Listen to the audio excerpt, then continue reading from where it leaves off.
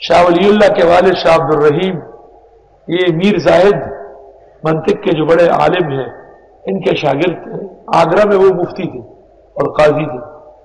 تو ایک دن شاہ ولی اللہ کے والد شاہ عبد الرحیم سے کہا پیسے لو اور کباب لو بازار سے، روزہ افطار کرنا ہے، افطار میں ذرا چٹپٹی چیز اچھی لگتی۔ کباب بہت سارے لائے، 2-3 ملنے چاہیے تھے تو 5-10 لے آئے۔ حضرت نے روزہ تو افطار کیا، بعد میں خیال آیا شاہ عبد الرحیم یہ کباب زیادہ نہیں، یہ حضرت کبابی نے زیادہ دے دی۔ کیوں؟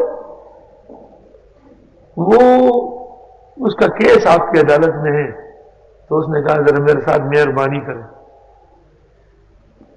تو میر زاہد کے الفاظ مولانا انور شاہ نے فیض الباری میں لکھے ہیں، یا ظالم افسدت علیہ صوم سائر اليوم، دن بھر کا روزہ برباد کر لیا۔ پختو جو ہی عمر روزے میں غلوم آتا، رشوت سے روزہ برباد ہو گیا۔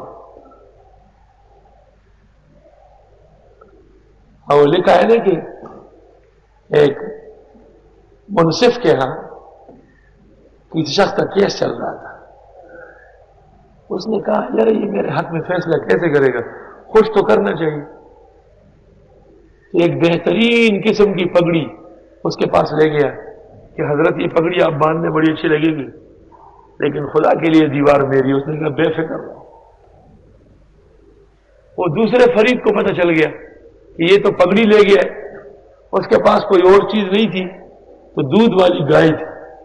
اس کو بچے سمیت کھول کے اس منصف کے گھر لے آیا اور اس کو کہا کہ حضرت بچے یہ دودھ پیئیں گے لیکن دیوار میری ہے۔ کہا بے فکر رہو۔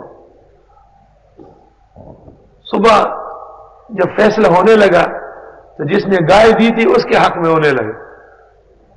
وہ پگڑی والا پریشان ہے، وہ یہ سمجھے کہ شاید یہ بھول ہے، تو کہتے ہیں ماں بدولت کی پگڑی کی قسم کہ دیوار میری ہے۔ اس نے کہا پگڑی کی ضرورت نہیں ہے، اس کو گائے رات کو کھا گئی ہے، دیوار اس کی ہے۔ یہ سمجھ گیا کہ وہ گائے لے کے آئے، پگڑی کی ضرورت نہیں ہے، اس کو رات کو گائے کھا گئی۔ بڑی رشوتیں چھوٹی رشوتوں کو کھا جاتی۔ دنیا عجیب و غریب ہے۔